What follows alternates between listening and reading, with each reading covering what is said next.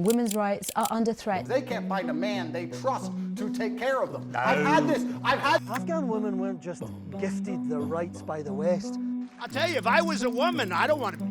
Wow, I'm ready, darling, let's go. مسلم اکثریت تیزی سے مضبوط ہو رہی ہے. برطانیہ میں عورتوں میں اسلام قبول کرنے کی شرح مردوں کی نسبت 2 گنا ہے، جبکہ امریکہ میں یہ تعداد 4 گنا زیادہ ہے.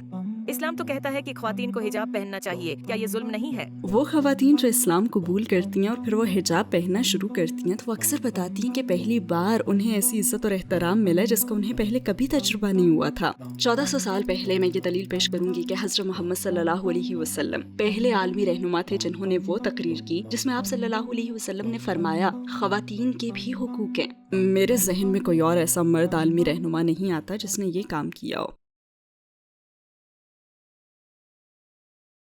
السلام علیکم شیخہ فاطمہ برکت اللہ، آپ نے تشریف لا کر ہمیں عزت بخشی. میں اس سوال سے گفتگو کا آغاز کرتا ہوں کہ شیخہ فاطمہ برکت اللہ کون ہیں؟ کیا آپ ہمیں اپنے بارے میں اور اپنے کام کے بارے میں کچھ بتانا پسند کریں گی جو کام آپ کر رہی ہیں؟ وعلیکم السلام ورحمۃ اللہ وبرکاتہ. بسم اللہ الحمد للہ والصلاة والسلام علی رسول اللہ. میرا نام فاطمہ برکت اللہ ہے. میں ایک برطانوی اسلامی اسکالر اور مصنفہ ہوں. میرے والدین کا تعلق انڈیا سے ہے اور میرے والد بھی ایک عالم دین ہیں الحمدللہ. تو میں نے عالمہ کی 2 ڈگریاں مکمل کی ہیں. پہلے میں نے مصر میں تعلیم حاصل کی. میں نے مصر کے کچھ اداروں سے، اسی طرح الازہر یونیورسٹی سے عربی اور اسلامی علوم کی تعلیم حاصل کی، اور پھر میں نے یہاں برطانیہ میں کچھ اسلامی مدارس میں اپنی تعلیم مکمل کی.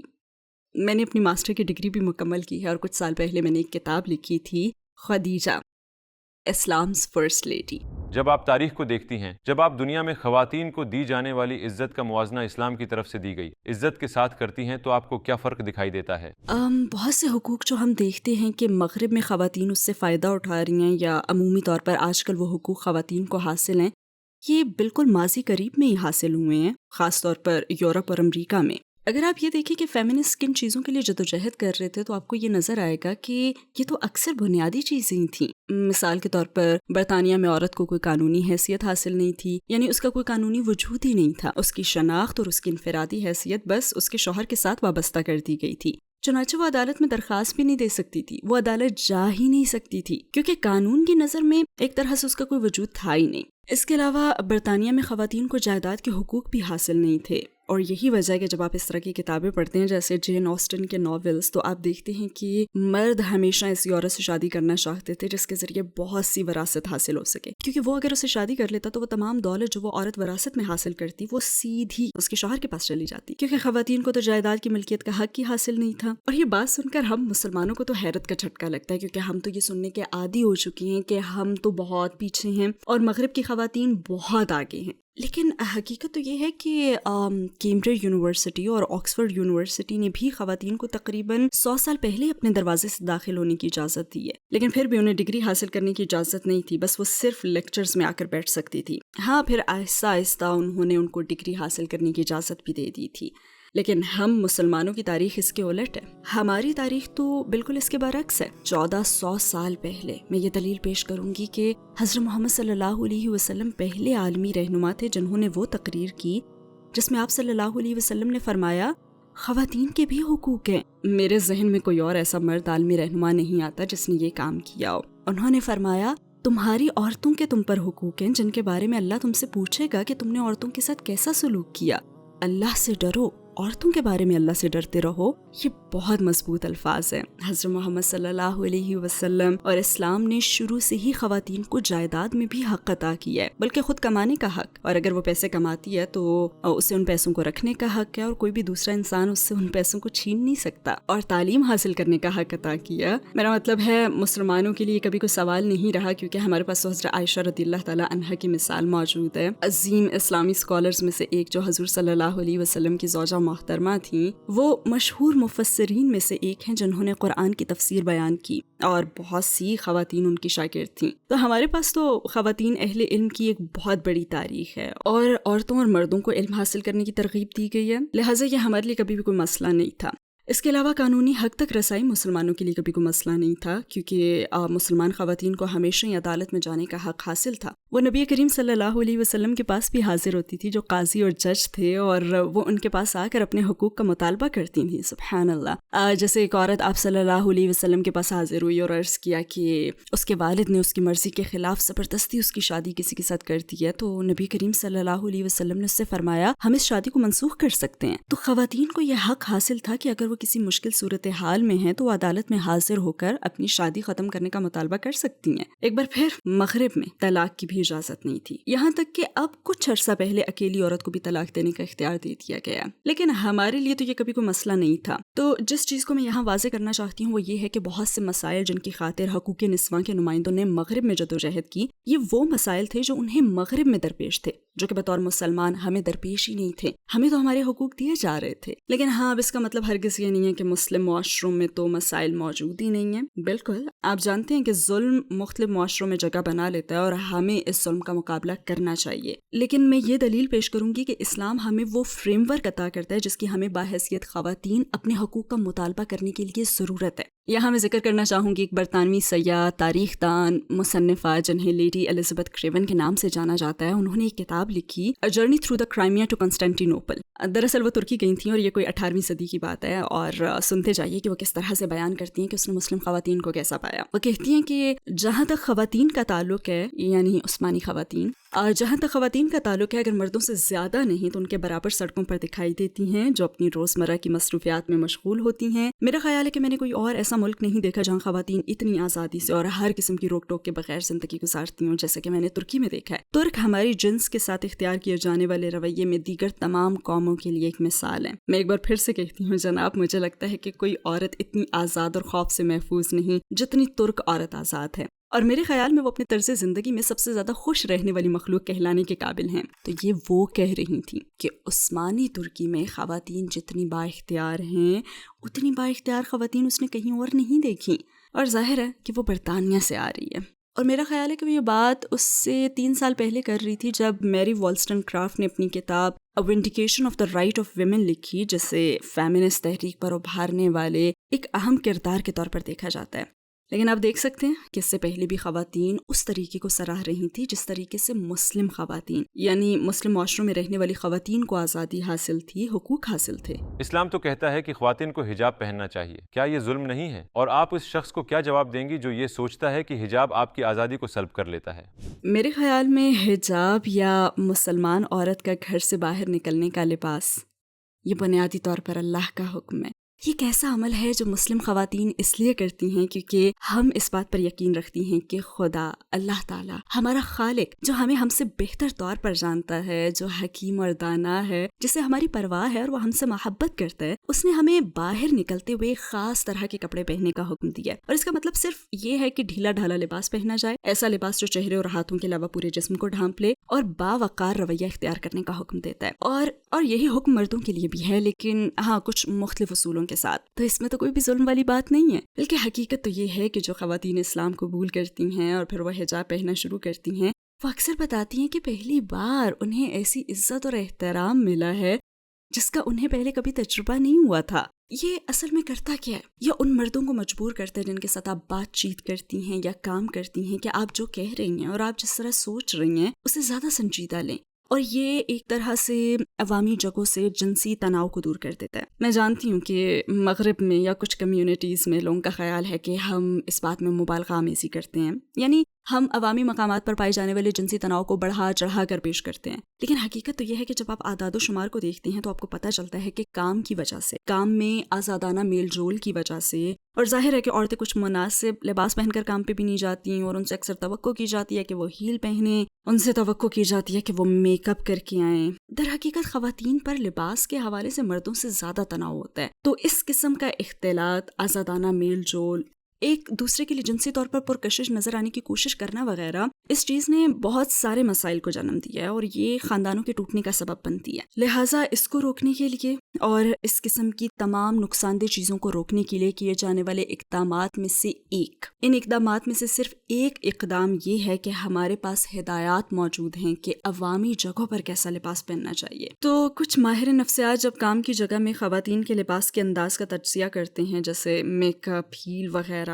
تو یہ سب چیزیں جنسی کشش کے لیے ہیں یا پھر انہیں اس طرح سے سمجھا جا سکتا ہے. اب مسلم خواتین ہونے کی حیثیت سے اس کا مطلب یہ نہیں ہے کہ ہم ان میں سے کسی چیز سے لطف اندوز نہیں ہو سکتی، بلکہ ہم درست جگہ اور درست وقت پر ان چیزوں سے لطف اندوز ہوں گی. اور اس وقت آپ دیکھ سکتے ہیں کہ لڑکیاں ذہنی صحت کے مسائل کا شکار ہیں، کیونکہ وہ انسٹاگرام پر ہیں، وہ دیگر سوشل میڈیا پلیٹ فارمز پر ہیں، جہاں پر خواتین پر مسلسل دباؤ ڈالا جاتا ہے اور ان سے توقع کی جاتی ہے کہ وہ ایک خاص طرح سے دکھائی دیں. انہیں مسلسل خود کو دکھانا پڑتا ہے اور آپ جانتے ہیں کہ وہ فلٹرز استعمال کرتی ہیں، ہر طرح کے حربے آزماتی ہیں تاکہ وہ خود کو ایک خاص طرح سے دکھا سکیں. تو اس سے لڑکیوں اور عورتوں میں ذہنی صحت کے مسائل پیدا ہو رہے ہیں اور اس سے مردوں کو بھی نقصان ہو رہا ہے. کیونکہ ہو کیا رہا ہے مردوں میں، کیونکہ اب نظریں نیچی کرنے کا کلچر نہیں ہے اور کیونکہ خواتین کی بھی حوصلہ افزائی کی جاتی ہے کہ وہ اپنا آپ دکھائیں، لہٰذا مرد عادی ہو رہے ہیں کہ وہ عورتوں کو اس طرح سے بے نقاب دیکھیں. تو جب شادی کی بات آتی ہے اور جب گھر بسانے کی بات ہوتی ہے تو پھر مرد اور عورتیں ایک دوسرے کے بارے میں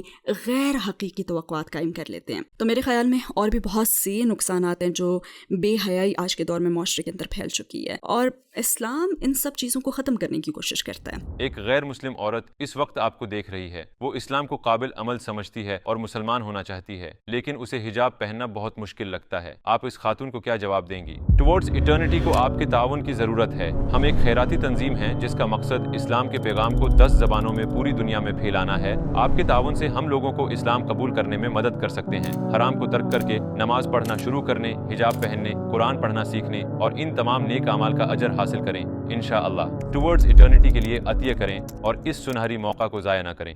ایک غیر مسلم عورت اس وقت آپ کو دیکھ رہی ہے. وہ اسلام کو قابل عمل سمجھتی ہے اور مسلمان ہونا چاہتی ہے، لیکن اسے حجاب پہننا بہت مشکل لگتا ہے. آپ اس خاتون کو کیا جواب دیں گی؟ جی ہاں، ایک ایسی خاتون سے میری ملاقات ہو چکی ہے. مصر میں میری ملاقات ایک ایسی خاتون سے ہوئی. وہ ایک انگریز خاتون تھی جو کہ اسلام میں بہت دلچسپی رکھتی تھی. وہ مسلمان تو ہونا چاہتی تھی، لیکن چنانچہ میں نے اس سے پوچھا کہ آپ کو کون سی چیز روک رہی ہے، آپ کو کلمہ شہادت پڑھنے سے کیا چیز روک رہی ہے؟ تو اس نے کہا کہ مجھے نہیں لگتا کہ میں حجاب پہن سکوں گی، میں اس کے لیے تیار نہیں ہوں، کچھ اعمال کے لیے میں ذہنی طور پر تیار نہیں ہوں. تو اس پر میرا جواب تھا کہ دیکھیں، کلمہ شہادت پڑھنا، اسلام میں داخل ہونا ایک دروازے میں داخل ہونے کی طرح ہے. آپ کو گھر کے دروازے میں تو داخل ہونا ہی پڑتا ہے نا. ذرا تصور کریں کہ آپ کا گھر بے ترتیبی کا شکار ہے، آپ کے گھر میں سب بکھرا پڑا ہے یا اسے بہت زیادہ مرمت کی ضرورت ہے، اسے بہت زیادہ صفائی ستھرائی اور ان سب چیزوں کی ضرورت ہے. تو آپ کو سب سے پہلے دروازے میں داخل ہونا پڑے گا. جب آپ دروازے میں داخل ہو جائیں گی، پھر آپ آہستہ آہستہ لیکن یقینی طور پر گھر کو ٹھیک کرنا شروع کر سکیں گی. ٹھیک ہے، تو اگر آپ شروع میں دروازے میں ہی داخل نہ ہوں تو آپ کو ٹھیک کرنے کا یہ موقع کبھی نہیں ملے گا. تو سب سے اہم بات یہ ہے کہ اگر آپ کو یقین ہے کہ اللہ کے سوا کوئی عبادت کے لائق نہیں، آپ کو یقین ہے کہ محمد صلی اللہ علیہ وسلم اللہ کے رسول ہیں، تو اسلام میں داخل ہو جائیں، دروازے سے داخل ہو جائیں. جہاں تک حجاب کی بات ہے یا اسلام کے دیگر اعمال کی بات ہے تو یہ چیزیں وقت کے ساتھ آ جائیں گی. ایک طرح سے وہ ثانوی درجے کی چیزیں ہیں، اس معنی میں کہ سب سے پہلے آپ کو اللہ کے سامنے اپنے ایمان کا اعلان کرنا ہے. ٹھیک، کیونکہ اس کے بغیر تو آپ خطرے میں ہیں. دراصل آپ کی آخرت خطرے میں ہے، تو ہم آپ کی آخرت کو خطرے میں نہیں ڈالنا چاہتے. دروازے میں داخل ہو جائیں، بسم اللہ کہیں، لا الہ الا اللہ محمد الرسول اللہ پڑھیں اور اس دروازے سے داخل ہو جائیں. اور پھر اس کے بعد آہستہ آہستہ لیکن یقینی طور پر آپ اپنی زندگی کے مختلف معاملات کو ٹھیک کر سکیں گی اور اللہ تعالیٰ آپ کے لیے آسانیاں پیدا کرے گا. آپ نے نقاب پہنا ہوا ہے، لیکن کچھ مسلمان یا شاید کچھ بے عمل مسلمان دیکھ کر شاید خوف زدہ ہو جائیں کہ یہ ضروری ہے یا نہیں. کیا آپ ہمارے لیے اس کی وضاحت کر سکتی ہیں؟ میرا خیال ہے کہ اللہ کی نیک بندیوں نے ہمیشہ ایک خاص طرح کا لباس پہنا ہے. چاہے آپ تاریخ میں پیچھے چلے جائیں، آپ یہودیوں اور عیسائیوں کو دیکھ لیں. یہودیوں اور عیسائیوں میں بھی پردہ کرنے کا رواج تھا اور جسم کو ایک خاص طریقے سے ڈھانپنے کا رواج تھا. مثال کے طور پر جب ہم حضرت مریم علیہ السلام کی تصویر کے بارے میں سوچتے ہیں، حضرت مریم علیہ السلام ہم جانتے ہیں کہ وہ ایک پردہ دار خاتون تھیں، بلکہ حقیقت تو یہ ہے کہ اٹالین پارلیمنٹ کے ایک رکن ہے، ان کا قول ہے جب یورپ حجاب اور نقاب پر پابندی لگانے کے بارے میں بات چیت کر رہا تھا تو تب اس نے کہا کہ میں ایسی چیز پر پابندی کیسے لگا سکتا ہوں کہ جب بھی میں ماں مریم کی تصویر کو دیکھتا ہوں تو ہماری ماں مریم نے بھی وہ چیز پہنی ہوئی ہے. تو مجھے لگتا ہے کہ پوری تاریخ میں اللہ والی عورتیں، متقی عورتیں ہمیشہ ہی شائستہ لباس پہنتی رہی ہیں اور یہ مختلف زمانوں اور مختلف جگہوں پر ہوتا رہا.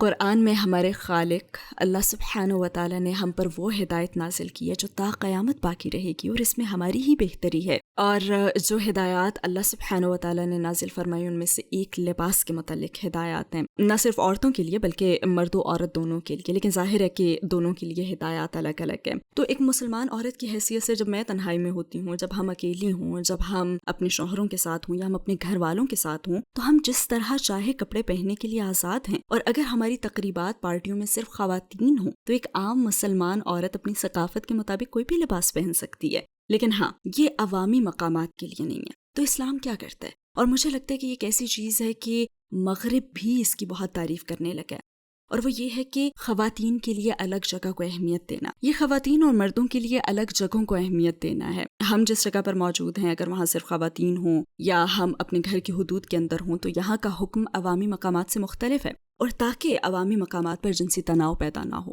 تو اگر آپ عوامی مقامات پر جنسی تناؤ کو ختم کرنا چاہیں تو عوامی مقامات پر مردوں کو یہ بتانے کے بجائے کہ دیکھو ایک عورت جس طرح چاہے کپڑے پہن سکتی ہے، چاہے وہ بہت ہی نامناسب کیوں نہ ہو، وہ بہت زیادہ میک اپ کر سکتی ہے، وہ آپ کو اپنی طرف متوجہ کرنے کے لیے جو چاہے کر سکتی ہے، اور آپ نے اس پر کوئی جواب نہیں دینا. ٹھیک ہے، تو اس طرح غیر حقیقی ہونے کے بجائے اسلام کیا کہتا ہے؟ اسلام میں مرد اور خاتون دونوں کے لیے لباس اور رویے کے حوالے سے الگ الگ گائیڈ لائنز ہیں. جیسے جب ہم حجاب پہنتی ہیں، جب ہم مسلم خواتین ہونے کی حیثیت سے لباس پہنتی ہیں، ہم گھر سے باہر ہیں یا ایسے مردوں کی موجودگی میں ہیں جو ہمارے محرم نہیں ہیں، تو یہ لباس دو کام کرتا ہے جو قرآن نے ہمیں بتایا ہے کہ لباس کا کام ہے. نمبر ایک تو یہ کہ قرآن کہتا ہے کہ آپ کو اس طرح کپڑے پہننے چاہیے کہ جن سے شناخت ہو جائے کہ آپ مومن خاتون ہیں. تو ہم مسلم خواتین کی حیثیت سے پہچانی جانا چاہتی ہیں، ایسی خواتین جن کے ساتھ بعض معاملات میں دوسری خواتین جیسا برتاؤ نہیں کیا جا سکتا، وہ عورتیں جو کھلونا نہیں ہیں. لہٰذا ہمارا لباس یہ پیغام دیتا ہے اور اس کے ساتھ ساتھ یہ ہماری حفاظت بھی کرتا ہے تاکہ ایسے مرد جن کی نیت میں فطور ہو، ہم یہ نہیں کہہ رہے کہ تمام مرد ایسے ہیں، لیکن کچھ مرد درندے بھی ہوتے ہیں، تو ایسے مردوں کو عورت کے لباس کے انداز سے غلط میسج ملتا ہے. اور ہمیں اس سے بچانے کے لیے اللہ رب العزت نے اپنی بے پناہ حکمت سے ہمیں لباس اور رویے سے متعلق خاص ہدایات عطا کی ہیں. تو حجاب کی حدود کیا ہیں؟ کن حصوں کو ڈھانپا جانا چاہیے؟ ٹھیک ہے، پہلے میں آپ کو بتاتی ہوں کہ مردوں کے لیے لباس کے بارے میں کیا ہدایات ہیں، کیونکہ لوگ اکثر خواتین کے لباس کے بارے میں ہدایات پر تو زور دیتے ہیں لیکن اس بات کو نہیں سمجھتے ہیں کہ مسلمان مردوں پر بھی کچھ پابندیاں ہیں اور اسی طرح ان کے لیے بھی کچھ ہدایات ہیں. تو مسلمان مردوں کے لیے مثال کے طور پر انہیں سونا پہننے کی اجازت نہیں ہے، انہیں ریشم پہننے کی اجازت نہیں ہے. یہ پابندی خواتین پر نہیں ہے. مسلمان مردوں کے لیے بھی ضروری ہے کہ کم از کم اپنی ناف سے گھٹنوں تک کا حصہ ڈھیلے ڈھالے کپڑوں میں ڈھانپ کر رکھیں، اور یہ کم سے کم مقدار ہے، ہم کم سے کم کے بارے میں بات کر رہے ہیں. لیکن عام طور پر مرد اور عورت دونوں کو ترغیب دی جاتی ہے کہ وہ مہذب لباس پہن کر رکھیں، نیز نظریں نیچی رکھنا. یہ بھی اسلام کا ایک بہت ہی اہم حکم ہے. اور یہ حکم صرف کپڑے پہننے سے ہی متعلق نہیں ہے بلکہ اس کا تعلق آپ کے رویے اور آپ کے برتاؤ سے بھی ہے. مسلم خواتین کے لیے لباس کے بارے میں جیسے میں نے پہلے ذکر کیا کہ گھر کے اندر ہم بہت آزاد ہیں، یعنی ہم اپنی مرضی کے مطابق لباس پہن سکتی ہیں، لیکن جب ہم باہر ہوتی ہیں، جب ہم ایسے مردوں کی موجودگی میں ہوتی ہیں جو ہمارے محرم رشتہ دار نہیں ہیں، تو پھر ہدایات یہ ہیں کہ ہمیں ڈھیلا لباس پہننا چاہیے، ایسا لباس جو چہرے اور ہاتھوں کے علاوہ پورے جسم کو ڈھانپ لے. آپ مسلمان عورتوں کو دیکھ سکتے ہیں، کچھ مسلمان خواتین نقاب کرتی ہیں اور کچھ نہیں کرتی. آپ کو مسلمان عورتوں کے لباس کے انداز میں مختلف ثقافتوں کا عکس بھی نظر آئے گا اور اس میں کچھ گنجائش بھی موجود ہے، لیکن کچھ بنیادی شرائط پوری ہونا ضروری ہے. مثال کے طور پر چہرے اور ہاتھوں کے علاوہ پورے جسم کا ڈھانپا ہوا ہونا، ایسے کپڑوں سے جو چست نہ ہو اور اتنے باریک نہ ہو کہ آر پار دکھائی دے. لہٰذا ایسے کپڑے جن سے آر پار نظر نہیں آتا، اور ایسا لباس جو بذات خود ایک چمکدار ڈسپلے نہ ہو تو وہ سادہ، شائستہ اور باوقار ہے. یعنی ایسا ہو کہ ہم ایک مسلمان عورت کی حیثیت سے جب باہر جا رہی ہوں تو یہ ہمیں نمایاں نہیں کرتا ہو. اس کا مطلب یہ نہیں کہ ہم ہر وقت ایسے ہی کپڑے پہنیں، لیکن ساتھ ہی یہ عزت اور احترام عطا کرتا ہے ہمیں. تو اسلام کے خلاف سب سے بڑے تعصبات میں سے ایک خواتین کا مسئلہ ہے، لیکن دوسری طرف اعداد و شمار کا کہنا ہے کہ خواتین کے اسلام قبول کرنے کا امکان زیادہ ہوتا ہے. جو لوگ اسلام قبول کرتے ہیں وہ کیا کرتے ہیں جو وہ دوسروں کی طرح نہیں سوچتے؟ برطانیہ میں عورتوں میں اسلام قبول کرنے کی شرح مردوں کی نسبت 2 گنا ہے. امریکہ میں یہ تعداد 4 گنا زیادہ ہے. یہ بہت ہی عجیب ہے کیونکہ اگر آپ اس کے بارے میں سوچیں تو کہانی ہمیشہ یہی سنائی جاتی ہے کہ مسلمان خواتین پر تو بہت ظلم ہوتا ہے، اسلام خواتین پر ظلم کرتا ہے، مسلمان مرد بہت برے اور ظالم لوگ ہوتے ہیں. لیکن اس کے باوجود مغرب کی خواتین جوک در جوک اسلام کی طرف آ رہی ہیں، مردوں سے بھی کہیں زیادہ. میں نے اپنے ماسٹرز کی تکمیل کے لیے اس موضوع پر ریسرچ کی ہے اور میں نے انٹرویوز کیے، ریسرچ کی، میں نے بہت سے نو مسلموں کا اور برطانیہ میں اسلام قبول کرنے والی خواتین کا انٹرویو کیا. میرے خیال میں 5 چیزیں ہیں جو انہیں آگے بڑھنے کا سبب بنی ہیں اور جن چیزوں نے انہیں اسلام کی طرف راغب کیا. پہلی چیز ہے توحید، یعنی اللہ کی وحدانیت. آپ جانتے ہیں کہ خدا کو ایک ماننا اور صرف ایک خدا کی عبادت کرنا، اور عقائد یعنی اسلامی عقائد، اور اس سے بڑھ کر میں کہوں گی کہ اللہ کے ساتھ براہ راست تعلق، خاص طور پر کیتھولک لوگوں کے لیے. تو بہت سے کیتھولک اس وجہ سے اسلام قبول کر لیتے ہیں کہ انہیں محسوس ہوتا ہے کہ وہ ایک ایسے مذہب میں ہیں جہاں وہ براہ راست خدا تک رسائی حاصل نہیں کر سکتے، وہ خدا سے براہ راست بات نہیں کر سکتے.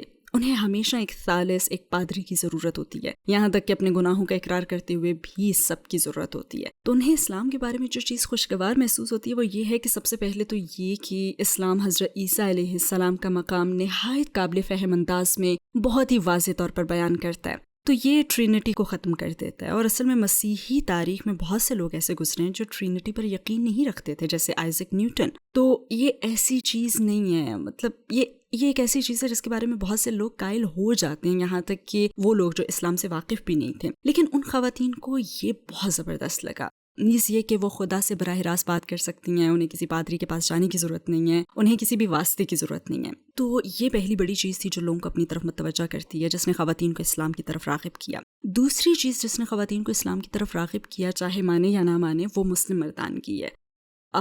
بہت سی خواتین نے کہا کہ انہوں نے کبھی ایسے مرد نہیں دیکھے جیسے مرد مسلمان ہیں. تو مسلمان مردوں کا اچھا رویہ جس کا ان خواتین کو تجربہ ہوا، یعنی کہ احترام کا ملنا، ان کے ساتھ تعلق قائم کرنے کی خواہش نہ کرنا، انہیں اپنی طرف متوجہ کرنے کی کوشش نہ کرنا، ان کا استعمال کر کے انہیں چھوڑ نہ دینا. اور ان میں سے بیشتر خواتین کو پہلے مردوں کے ساتھ بہت سے منفی تجربات ہو چکے تھے، اس لیے وہ اس نتیجے پر پہنچ چکی تھیں کہ مرد صرف ان کا استحصال ہی چاہتے ہیں. پھر جب وہ مسلمان مردوں سے ملی اور مثال کے طور پر انہوں نے دیکھا کہ ایک مسلمان خاندان کیسا ہوتا ہے اور اس خاندان میں مسلمان مرد کا کردار کیا ہے، تو یہ ان کے لیے بہت ہی پرکشش تھا. تیسری چیز جس نے ان خواتین کو اسلام قبول کرنے پر آمادہ کیا، وہ ایسی زندگی کا تصور تھا جو نشہ آور اشیاء سے پاک اور صاف ستھری ہوں. آپ جانتے ہیں برطانیہ، امریکہ اور عمومی طور پر مغربی ممالک میں بہت سارے لوگوں کی زندگی شراب کی وجہ سے برباد ہو جاتی ہے. ہمیں اس کا صحیح ادراک نہیں ہے، بالخصوص ہم میں سے وہ لوگ جو ایک مسلمان گھرانے میں ہی بڑے ہوئے ہیں. آپ جانتے ہیں کہ ہماری زندگی میں ایسی کوئی چیز ہے ہی نہیں، لیکن جب آپ ان خواتین کا انٹرویو کرتے ہیں تو آپ کو احساس ہوتا ہے کہ ان میں سے بہت سی خواتین ایسے والدین کے ساتھ بڑی ہوئی ہیں جو شراب کے عادی تھے.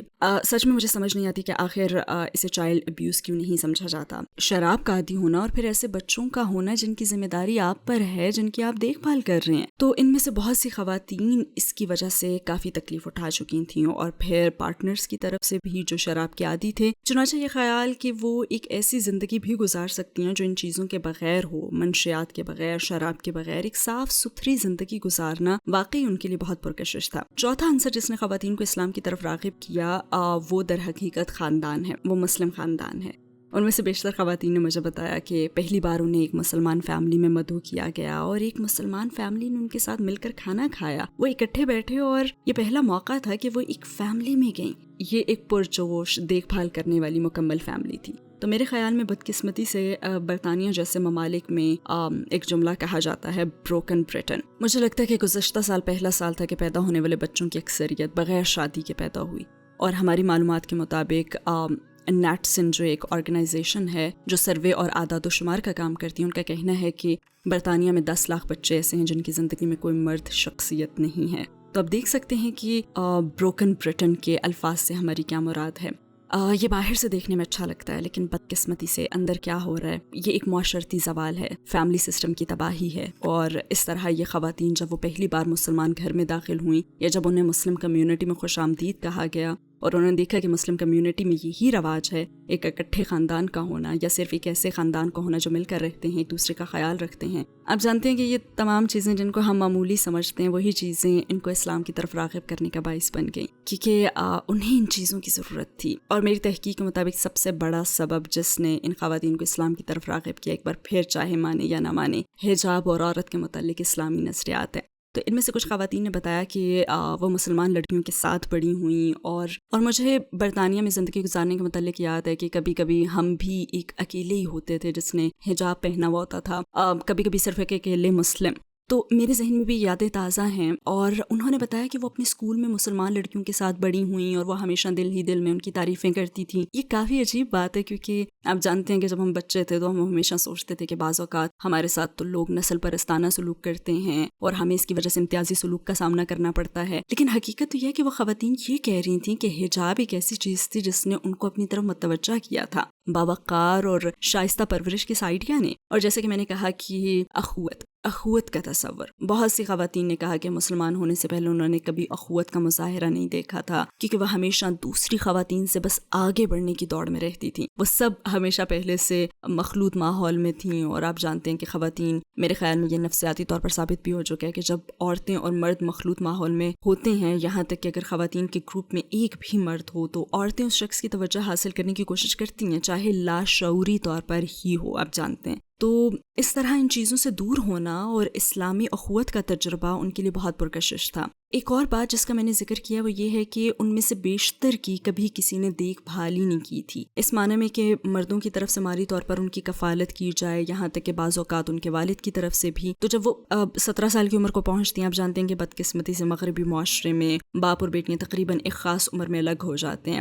آزادی کے نام پر معاشرہ لڑکیوں کو کسی بھی قسم کی مرد شخصیت سے الگ کر دیتا ہے، جو کہ در حقیقت اس کا تحفظ کر سکتا ہے، اس کی مدد کر سکتا ہے، اس کی کفالت کرتا ہے، اور اس سے لاکھوں لڑکیاں بہت سے خطرات کا شکار ہو جاتی ہیں، ایسے ہی ہے نا، اور وہ دوسرے مردوں کے استحصال کا شکار ہونے کے خطرے سے دوچار ہوتی ہیں۔ وہ خطرے میں ہوتی ہیں کیونکہ انہیں مالی مدد یا پیسہ کمانے کی ضرورت ہوتی ہے، اور وہ بعض اوقات اتنی آسانی سے نہیں کمایا جاتا، اور ان میں سے کچھ خواتین نے کہا کہ اپنی ساری زندگی انہیں اپنا خیال خود رکھنا پڑا۔ تو یہ خیال کہ اسلام اسے مرد کی ذمہ داری قرار دیتا ہے کہ وہ اس کی کفالت کرے اور اس کی حفاظت کرے، یہ ان کے لیے بہت پرکشش تھا۔ شیخہ فاطمہ برکات اللہ، آپ کے جوابات کا بہت شکریہ، ہمیں بہت فائدہ ہوا، یہ واقعی بصیرت افروز باتیں تھیں۔ انشاءاللہ آئندہ پروگرامز میں ملاقات ہوتی رہے گی۔ انشاءاللہ، جزاک اللہ خیرن۔